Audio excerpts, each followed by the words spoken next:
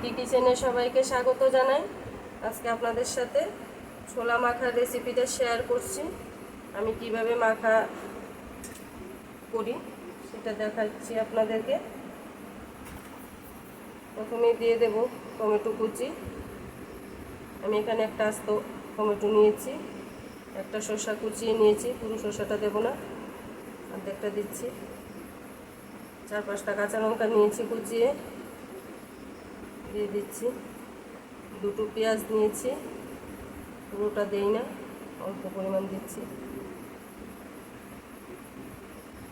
এখানে নিয়েছি বিট নুন, গোলমরিচের গুঁড়ো, এমনিতে নুন দিয়ে দিচ্ছি 1 চামচ, বিট নুন দিয়ে দিচ্ছি 1/2 চামচ, গোলমরিচের গুঁড়ো 1/2 চামচ,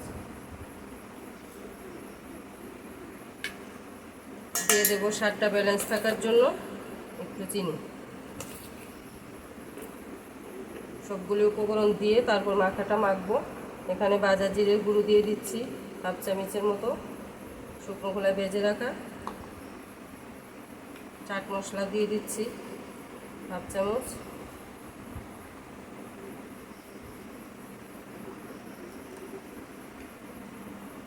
এখন একটা লেবু নিয়েছি, 2 পিস লেবুর রসটা নিয়ে নিই।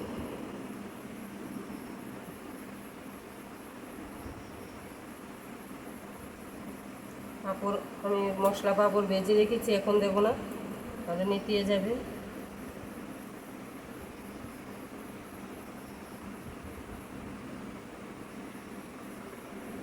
একটা পুরো লেবুই দিয়ে দিয়েছি।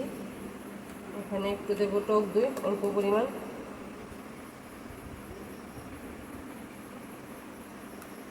সবগুলো উপকরণ আমার দেওয়া হয়ে গেছে, এখন মাখাটা রেডি করছি।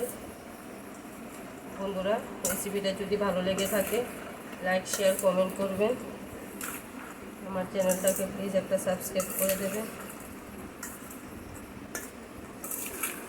সবাই আমরা ছোলা মাখা খাই, কিন্তু এক একজন এক এক রকম করে। আমার মাখাটা আজকে দেখুন কীভাবে মাখছি।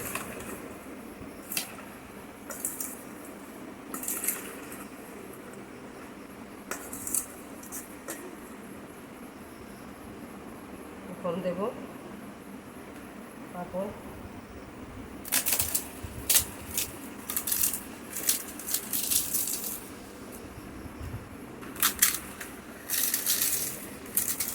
আর দিয়ে দিচ্ছি, আমি ভুজিয়া দিইনি, চানাচুরটা ভালো লাগে সেজন্য চানাচুরটা ব্যবহার করছি।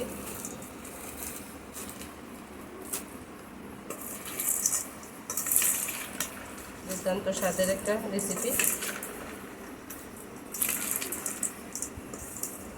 বাচ্চারা খুব পছন্দ।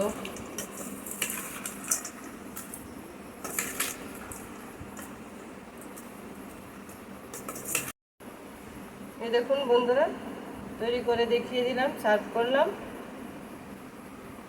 পাঁপড় ভাজা দিলাম, আমি দোকানের কিনা চিরা ভাজা একটু মিলিয়ে দিয়েছি। আশা করি সবার ভালো লাগবে। এভাবে বাড়িতে তৈরি করে খেয়ে দেখবেন, খুব টেস্টি। আজকে ভিডিওটা এখানে শেষ করি।